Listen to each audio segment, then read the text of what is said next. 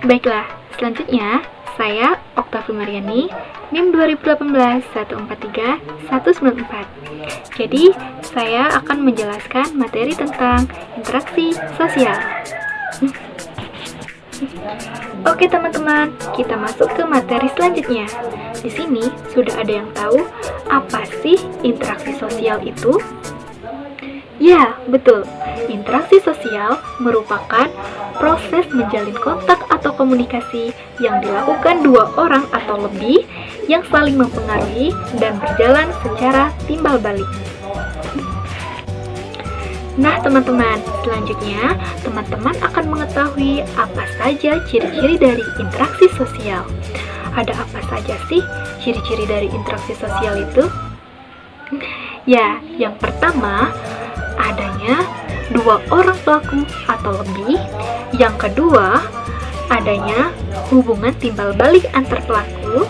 Yang ketiga, diawali dengan kontak baik secara langsung. Dan yang keempat, mempunyai tujuan dan maksud yang jelas.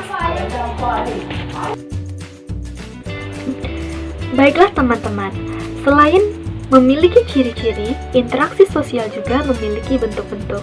Nah, bentuk-bentuk dari interaksi sosial tersebut ada dua. Yang pertama, asosiatif.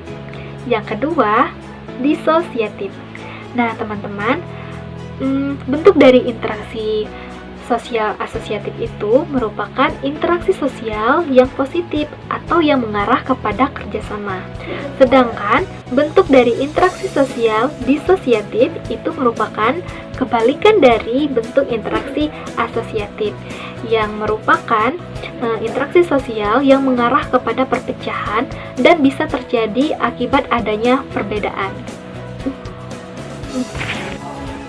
Oke teman-teman, perlu teman-teman ketahui bahwa interaksi sosial itu terjadi dengan adanya dua syarat.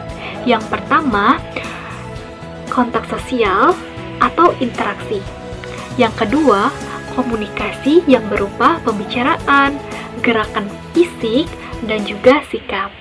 Nah, teman-teman, jadi interaksi sosial itu memiliki dua syarat ya. Oke, baiklah teman-teman, sampai di sini ya pembahasan dari Okta. Selanjutnya, pembahasan materi interaksi sosial oleh Echa.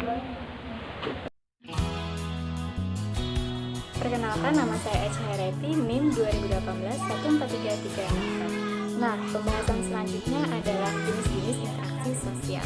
Pertama, interaksi individu dengan individu yang bersifat positif maupun negatif. Contoh positifnya adalah kegiatan seorang ibu yang membantu anaknya belajar di rumah. Contoh negatif, suatu perkelahian atau peperangan yang terjadi antar dua negara. Dua, interaksi individu dengan kelompok yang dapat terjadi ketika seorang pelatih sepak bola menerapkan strategi bertanding kepada para pemainnya. Nah, nantinya para pemain akan mengajukan beberapa pertanyaan atau sebuah usulan. 3. Interaksi individu dengan kelompok.